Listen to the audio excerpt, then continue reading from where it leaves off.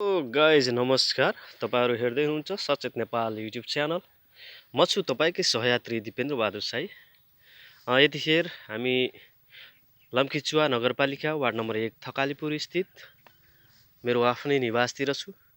यहाँनिर एउटा सानो लिचीको बोट पलाउँदै छ। सँगै साथमा लगाएका मुलाहरू अनि खुर्सानीका बोट बिरुवाहरू हराभरा हुँदैछन्।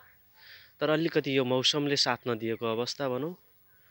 यतातिर यो मन्दिर छ अनि यतापट्टि चाहिँ हाम्रो भित्र जालीभित्र लोकल कुखुराहरू हुर्काइरहेका छौँ। साथमा यता यो तरकारी खेती पनि छ है हाम्रो। त्यहाँनिर फुलकोपीहरू, बन्दाकोपीहरू, राजमाहरू अनि यतातिर चाहिँ आलु त अहिले निकाल्दै खाँदै तरकारीसँग ठिकै छ। उतापट्टि हाम्रो पल्लो छेउतिर अलिअलि देखिराख्नु भएको होला लसुन बाडी पनि छ।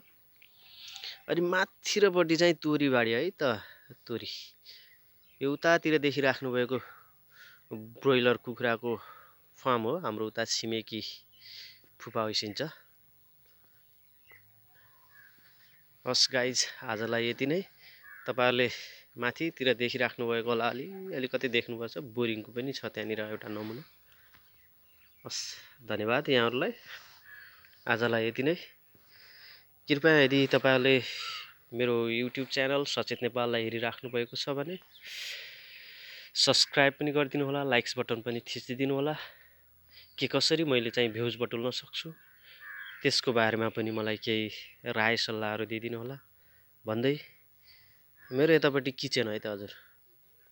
यो देखिराखेको किचन, उतातिर नलका छ अनि यो टोयलेट बाथरुम, यतापट्टि घर भयो।